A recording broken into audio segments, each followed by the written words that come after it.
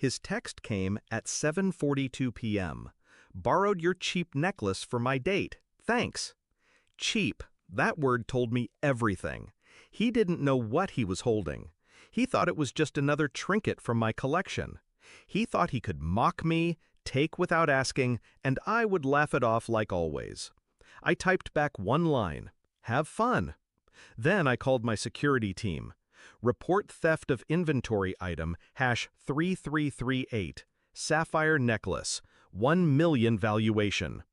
Within the hour, police were at the restaurant where he was dining, still bragging to his date. And that was how my brother learned the cost of betrayal. We were close once, at least I believed we were. I grew up protecting him, covering his mistakes, lying for him when he stole cigarettes from Dad's drawer or cash from Mom's purse. I thought that's what siblings did, protect each other, no matter what. When our parents died, I took on the role fully. He was reckless. I was responsible. He drank through his inheritance in a year. I invested mine. He crashed cars. I built a company. Still, I never turned my back. I paid his debts. I found him work. I let him stay in my house when he lost his apartment. I told myself I was saving him. But saving someone who enjoys drowning is just another form of suicide. The first betrayal was small, a watch missing from my drawer. He swore he borrowed it, but I found it later in a pawn shop. I forgave him. The second was money from my office safe. He denied it. I forgave him. But the third I didn't forgive. One night, I walked into my study and found him going through my locked inventory. The pieces weren't just jewelry, they were assets, securities disguised as beauty. He laughed when I caught him, drunk and careless. "You've got so much. What's one necklace?" I didn't answer. I just looked at him, and in that silence, my love for him cracked. So when his text came, mocking, arrogant, I knew it wasn't just about the necklace. It was about the years of disrespect, the entitlement he wore like cologne. This time, I wouldn't forgive.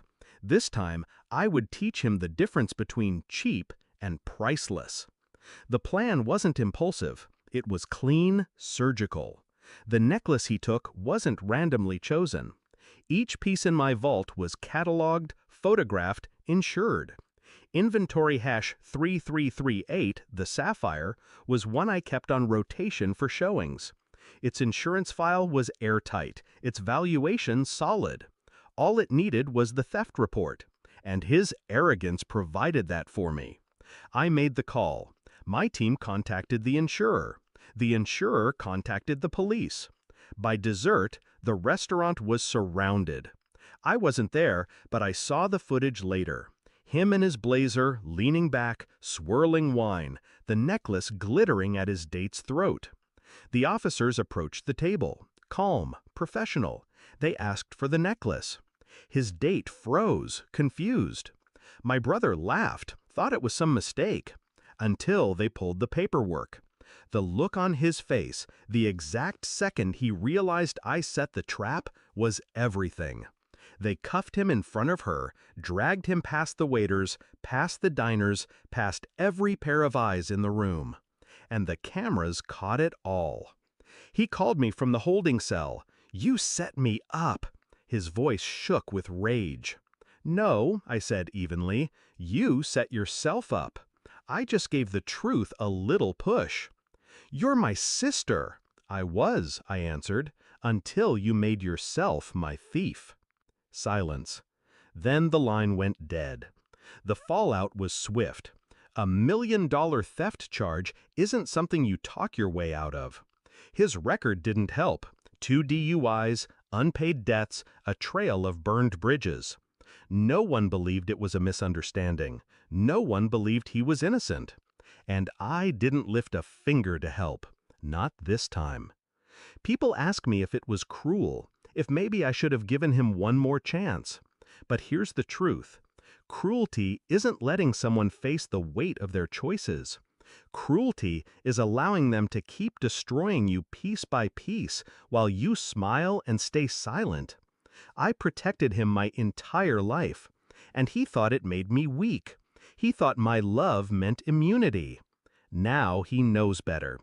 The sapphire necklace sits back in my vault now, secure, untouched. To anyone else, it's just another jewel. To me, it's justice crystallized. Proof that silence can cut sharper than rage. And when I open that drawer, see its deep blue fire catch the light, I don't think of him as my brother anymore. I think of him as the man who mistook my kindness for stupidity and paid the price. Because in the end, he was wrong about one thing. The necklace was never cheap, but betraying me was.